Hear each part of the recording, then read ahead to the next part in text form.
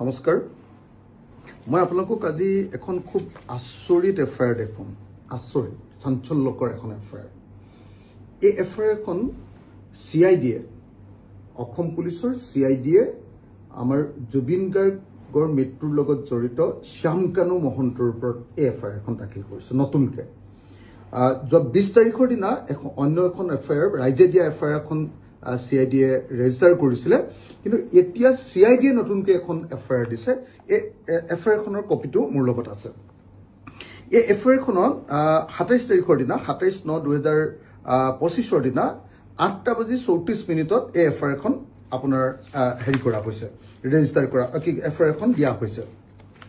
এই এফআইআৰখনত কি আছে জানেনে এখন এখন বেলেগ ধৰণৰ এফআইআৰ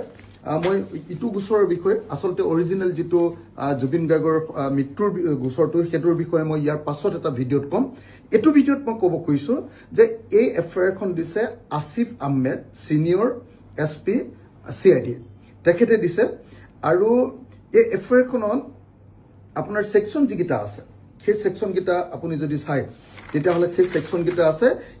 এই সেকশন কিটা আগৰ জুবিন গাৰ্গৰ ওপৰত দিয়া যিখন এফআইআৰ আছিল তাতকে ডাঙৰ হে সেকশন এবিলা নতুনকে দিয়া যিখন এখন আকৌ এটো জুবিন গাৰ্গৰ মৃত্যুৰ ওপৰত নহয় তো আপোনাৰ এই এফআইআৰখন দিছে শ্যামকানু মহন্তৰ অৰ্থনৈতিক কেলেংকাৰীৰ ওপৰত ইয়াত সেকশন বিলাক কি আছে জানেনে বিএনএস বুলি কয় আজিকালি ভাৰতীয় ন্যায় সংহিতা বুলি যিখন কয় আগৰ আমাৰ যিখন হেৰি আছিল সেইখন ঠাইত এতিয়া আপোনাৰ বিএনএস আহিলে বিএনএছৰ 316 সাবসেকশন 316 সাবসেকশন 5 336 সাবসেকশন 3 337 সেকশন দিছে 338 সেকশন দিছে 339 সেকশন দিছে 340 সাবসেকশন 2 দিছে 341 সাবসেকশন 1 দিছে আৰু 342 সাবসেকশন 1 দিছে তো ইন্টাৰেস্টিংলি ইয়াৰ এই যিবিলাক হেৰি দিছে এইবিলাক হল ক্ৰিমিনেল ব্ৰিচ অফ ট্ৰাষ্ট এটো তাকো লাইফ জেল হয় তেনেকুৱা লাইফ জেল আগৰ আপোনাৰ কি কয় আপোনাৰ জুবিন গাৰ্গৰ মৃত্যুৰ গোচৰটোত অকল এটা সেকশনে আছে ইয়াত কিন্তু এনেকুৱা লাইফ জেল দিয়া কেবাটাও সেকশন মই ইয়াত দেখিবলৈ পালো এটা ফৰ্জাৰী 7 ইয়াৰ্স জেল হ'ব পাৰে হেৰিয়াৰ শ্যামকানু মহন্তৰ ফৰ্জাৰী অফ ৰেকৰ্ডছ গভৰ্নমেন্ট ডকুমেন্টছ এটো 7 বছৰ হ'ব পাৰে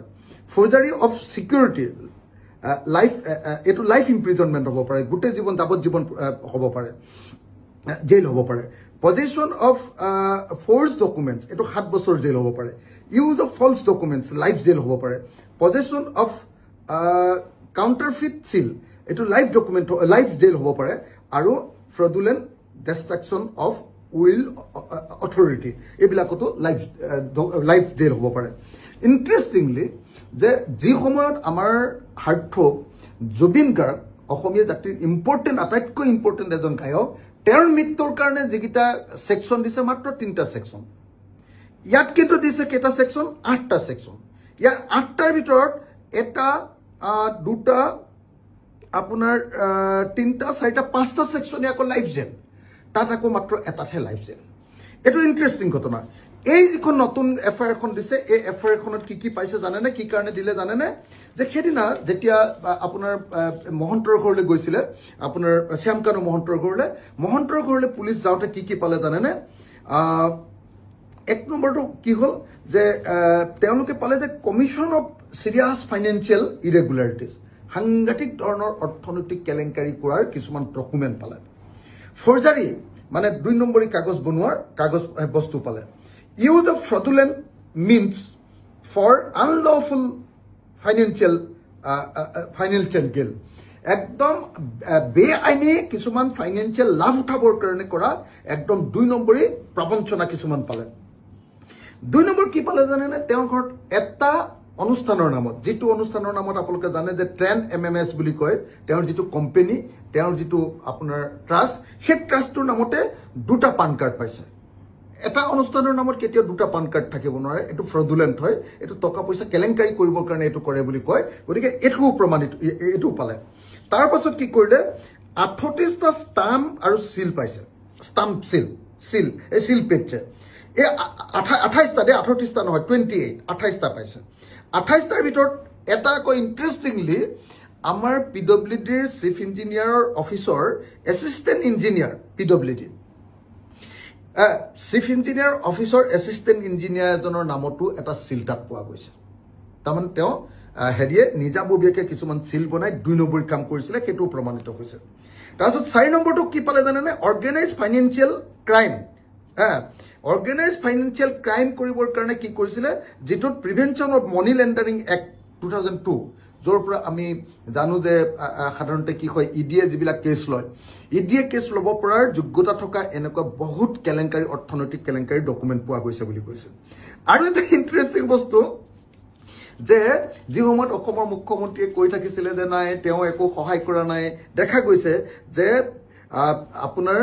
শ্যামকানু মহন্তই PMGSY ৰোডত কাম কৰাৰ PMGSY ৰাস্তাৰ নিৰ্মাণ কৰাৰ ঠিকা লোৱাৰ কিছুমান ডকুমেণ্ট পোৱা গৈছে অসমৰো আৰু অৰুণাচল প্ৰদেশৰো এইবিলাক ডকুমেণ্ট পোৱা গৈছে আৰু এই গোটেই ডকুমেণ্টবিলাকৰ পৰা এটা বস্তু প্ৰমাণিত হৈছে যে অৰ্থনৈতিক এটা ডাঙৰ কেলেংকাৰী শ্যামকানু মহন্তই কৰিছিলে বিজেপি চৰকাৰৰ দিনত আপোনালোকে নিশ্চয় জানে যে সৰ্বানন্দ সোণোৱালৰ দিনত তেওঁ উত্থান আৰম্ভ হৈছিলে অৰ্থনৈতিকভাৱে তাৰপিছত সেই উত্থানটো হিমন্ত বিশ্ব শৰ্মাৰ দিনত একদম আকাশ চুইছিলেগে আৰু সেই গোটেই ডকুমেণ্টবিলাক ইয়াত আছে এতিয়া SP CIDয়ে কৈছে আসিফ আহমেদে কৈছে যে এই বিষয়টো ডাঙৰ তদন্ত হ'ব লাগে তাৰ কাৰণে তেওঁ আপোনাৰ ইতিমধ্যে তেওঁ FIR জাৰি কৰিছে এতিয়া অসমৰ মুখ্যমন্ত্ৰীয়ে শ্যামকানু মহন্তৰ ওপৰত ইডি লগাব নাই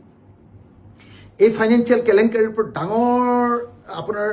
এনকুৱাৰী হ'ব নাই কাৰণ এই যিমানবিলাক ছেকশ্যন দিছে একদম সাংঘাতিক মাৰাত্মক ছেকশ্যন কিছুমান BNSৰ ভাৰতীয় ন্যায় সংহিতাৰ দিয়া হৈছে আৰু এতিয়া অসমৰ মুখ্যমন্ত্ৰীয়ে একচুৱেলি শ্যামকানু মহন্তক প্ৰকৃত অৰ্থত শাস্তি দিব খোজে নে নোখোজে এইটো ইডিক এই কেছ দিব নে নিদিয়ে আৰু CBI আপোনাৰ আমাৰ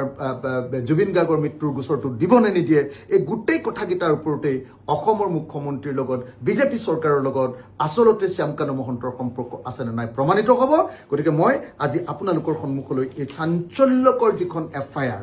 CIDৰ SP আসিফ আহমেদে দিয়া শ্যামকানু মহন্তৰ ওপৰত দিয়া এখন চাঞ্চল্যকৰ FIR এখন আপোনালোকৰ সন্মুখলৈ আগবঢ়াই দিছোঁ